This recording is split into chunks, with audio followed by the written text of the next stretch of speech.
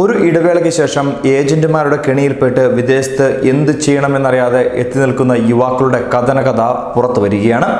ഇക്കുറി മലയാളികളല്ല ഇവർ എന്നുള്ളതാണ് ഒരു പ്രത്യേകത. മറിച്ച് ഉത്തരേന്ത്യൻ സംസ്ഥാനങ്ങളിൽ നിന്നും തമിഴ്നാട്ടിൽ നിന്നെത്തിയ ഒരു പറ്റം യുവാക്കളാണ് ഇത്തരത്തിൽ കുടുങ്ങിയിരിക്കുന്നത്.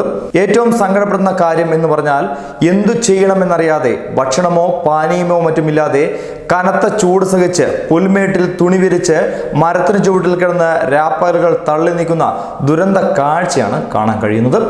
പ്രാഥമിക വിദ്യാഭ്യാസം പോലുമില്ലാത്ത ഈ യുവാക്കളെ ഏജന്റുമാർ പറ്റിച്ചിരിക്കുകയാണ്.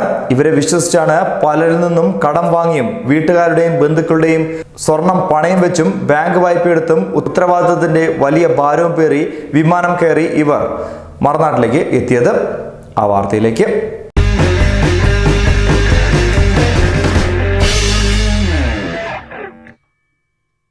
ഷാർജയിലെ ഖാലിദ് തുറമുഖത്തോട് ചേർന്നുള്ള കോർണിഷിലാണ് 20-ലേറെ ഇന്ത്യക്കാർ ഭക്ഷണമോ പാനീയമോ ഇല്ലാതെ കനത്ത ചൂട് സഹിച്ച് നാളുകൾ തള്ളി നീക്കുന്നത്.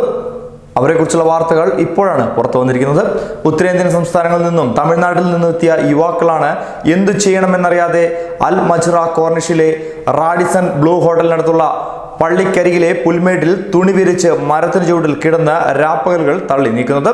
ലക്നോ സ്വദേശിയായ കുന്തൂർ ഷാ, ബീഹാർ സ്വദേശികളായ വിക്കി, രഞ്ജിത്ത് യാദവ്, മുഹമ്മദ് യൂനസ്, അഹമ്മദ് സനീർ, പഞ്ചാബ് സ്വദേശി വിക്കി തുടങ്ങിയവർ ഇവരിൽ ചിലർ മാത്രമാണ്. എന്തെങ്കിലും ഭക്ഷണം കിട്ടുമോ എന്നറിയാൻ തമിഴ്നാട്ടുകാരായ ചിലർ അവിടെ വന്നു പോയിട്ടുണ്ടെന്ന് ഇവർ പറയുന്നു.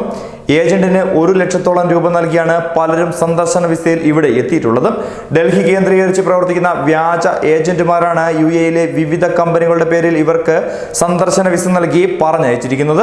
കമ്പനികളിൽ മികച്ച ശമ്പളത്തിന് ഹെൽപ്പർ ജോലി, താമസം, ഭക്ഷണം, ട്രാൻസ്പോർട്ടേഷൻ തുടങ്ങിയവ ഇവർ വാഗ്ദാനം ചെയ്തിരുന്നു. പ്രാഥമിക വിദ്യാഭ്യാസം മാത്രമുള്ള ഈ യുവാക്കൾ ഇതെല്ലാം ഇവരെ വിശ്വസിച്ചാണ് പലരിൽ നിന്നും കടം വാങ്ങിയും വീട്ടുകാരുടെയും മറ്റും സ്വർണം പണയം വെച്ചും വലിയ ബാങ്ക് വായ്പയെടുത്തും ഇത്തരത്തിൽ ഉത്തരവാദിത്തത്തിന്റെ വലിയ ഭാരവും പേറി വിമാനം കയറി ഇവിടെ എത്തിയത്. എന്നാൽ ഇവിടെ എത്തിയപ്പോൾ ഇവരെ ഏറ്റെടുക്കാൻ പോലും ആരും എത്തിയില്ല എന്നുള്ളതാണ് വലിയ വസ്തുത. ഒടുവിൽ പരിചയക്കാരുടെ സഹായത്താൽ ചില കമ്പനികളിൽ ജോലിക്ക് കയറിയെങ്കിലും ശമ്പളം ലഭിക്കാതിരുന്നതിനാലും തൊഴിൽ വിസയിലേക്ക് മാറാത്തതിനെ തുടർന്ന് അവിടെ നിന്ന് പുറത്ത് ചാടുകയായിരുന്നു. പലരുടെയും സന്ദർശന വിസ കാലാവധി കഴിഞ്ഞ് മാസങ്ങളേറെയായി. വൻതുക പിഴ ഒടുക്കേണ്ടി വന്നതിനാൽ നാട്ടിലേക്ക് പോകാനുള്ള എല്ലാ വഴികളും അടഞ്ഞിരിക്കുകയാണ്. കോർണിഷിൽ രാപ്പകലുകൾ ചെലവിടുന്ന ഇന്ത്യൻ യുവാക്കളിൽ ഭൂരിഭാഗവും മാസങ്ങൾക്ക് മുമ്പ് ഇവിടെ എത്തിച്ചേർന്നതാണ്. ഇവരുടെ ദുരവസ്ഥ കണ്ട് ആരെങ്കിലും എന്തെങ്കിലും വാങ്ങിച്ചു നൽകിയാൽ ഒരു നേരത്തേക്ക് ഒപ്പിക്കും. പതിവായി ഇവിടെ എത്തുന്ന പാകിസ്ഥാനി യുവാവ് ഷംഷീൻ ആലം തങ്ങൾക്ക് ഇടയ്ക്കിടയ്ക്ക് റൊട്ടിയും മറ്റും കൊണ്ടുതരുമെന്നും അതുമാത്രമാണ് ഇവരുടെ ഏക ഭക്ഷണമെന്നും ഇവരിലൊരാൾ പറഞ്ഞു. UAE-യുടെ വിവിധ എമിറേറ്റ്സുകളിൽ ഇതുപോലെ വിസ ഏജന്റിനെ തട്ടിപ്പിൽപ്പെട്ട് പട്ടിണിയും പരിവട്ടവുമായി കഴിയുന്ന യുവതികളടക്കമുള്ള നിരവധി ഇന്ത്യക്കാർ ഉണ്ട്. നാട്ടിൽ അധികൃതരുടെ ഒത്താശയോടു കൂടിയാണ് ഏജന്റുമാർ ഇത്തരത്തിൽ പണം തട്ടി പാവങ്ങളെ വഞ്ചിക്കുന്നത്. ഇവിടെ എത്തിയാൽ ആരും തിരിഞ്ഞു നോക്കാനില്ലാതെ ഇവരുടെ ജീവിതം ദുരിതത്തിലുമാകുന്നു.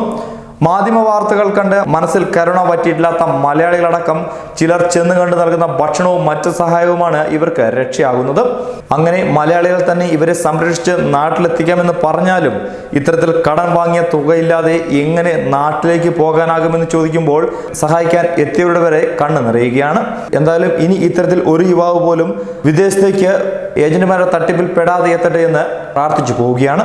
ഒരുപക്ഷെ ഈ വാർത്ത നിങ്ങൾ ഷെയർ ചെയ്യുകയാണെങ്കിൽ ഏതെങ്കിലും ഒരു പ്രവാസി ഇവരുടെ ദുരന്ത കഥ കണ്ട് ഇവരെ നേരിട്ട് സഹായിക്കാൻ എത്തുമെന്ന് പ്രതീക്ഷിക്കുന്നു.